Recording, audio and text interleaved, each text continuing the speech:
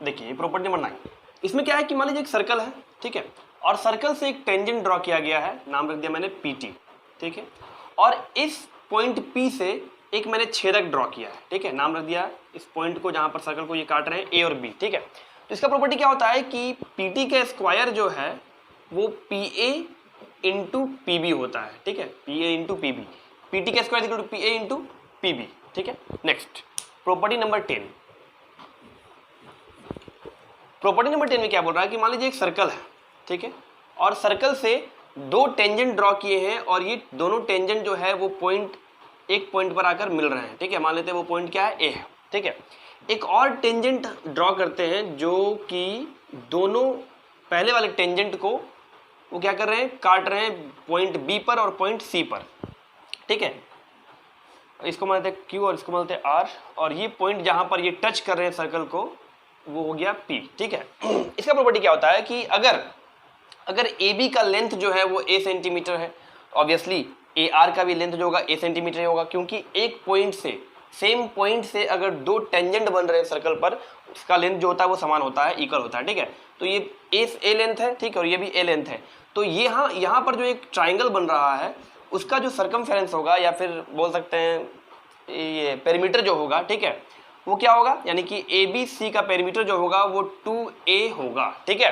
अगर ये A centimetre है, ये भी A सेंटीमीटर है, तो जो पेरीमीटर होगा इस ये ट्राइंगल का वो 2A सेंटीमीटर हो जाएगा, ठीक है।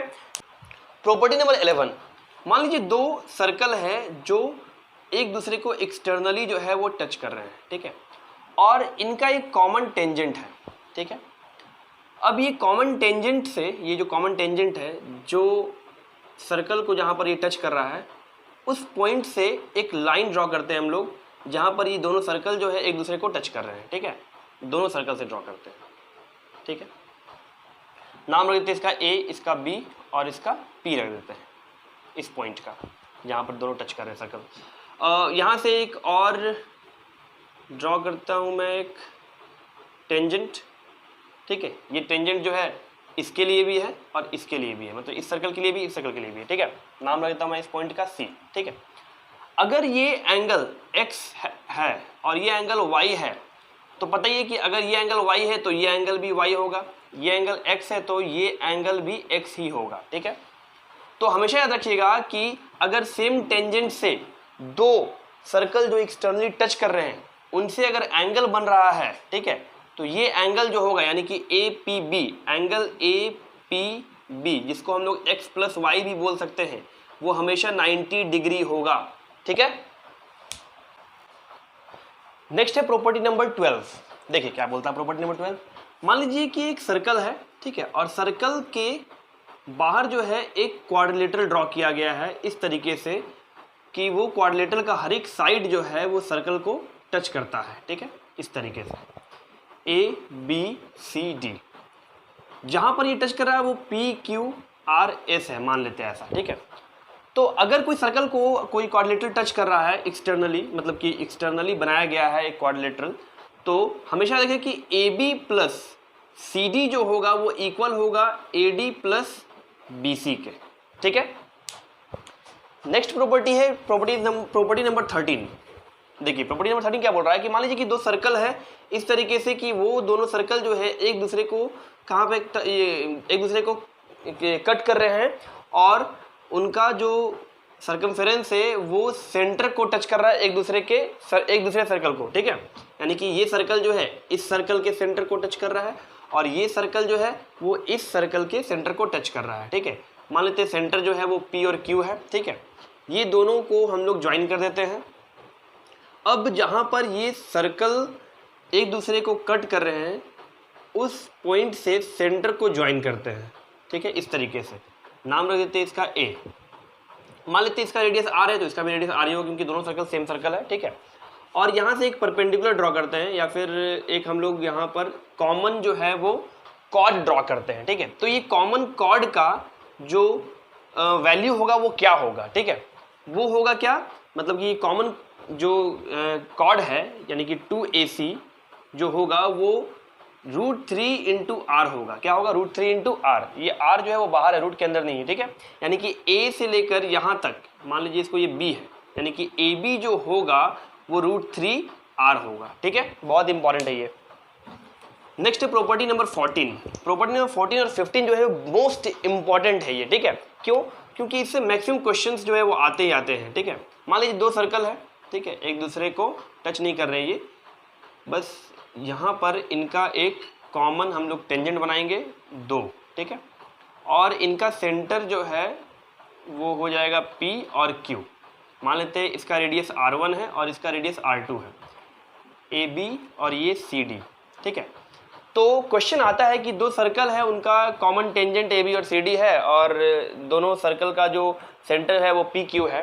तो बताइए कि उभयनिष्ठ स्पर्श रेखा की लंबाई क्या होगी। ये है उभयनिष्ठ स्पर्श रेखा। ठीक है, ये उभयनिष्ठ स्पर्श रेखा है। ठीक है, तो उभयनिष्ठ स्पर्श रेखा की लंबाई क्या होगी ये पूछेगा, तो AB इज इक्वल टू, दोनों तो बराबर ही होगा। ठीक है, AB is equal to CD होगा और इसका वैल्यू जो होगा वो दोनों सर्कल के सेंटर की दूरी, ठीक है, दोनों सर्कल के सेंटर की दूरी यानी PQ का स्क्वायर माइनस फर्स्ट सर्कल का रेडियस और सेकेंड सर्कल का रेडियस को सब्ट्रैक्ट कर देंगे और स्क्वायर कर देंगे। ठीक है, ये होता है उभयनिष्ठ स्पर्श रेखा की लंबाई। ठीक है, दोनों सेंटर का जो लेंथ है, सेंटर के बीच का जो लेंथ है उसका स्क्वायर और रेडियस का जो डिफरेंस होगा उसका स्क्वायर करके हम लोग बीच में माइनस कर देंगे, तो ये निकल जाएगा उभयनिष्ठ स्पर्श रेखा।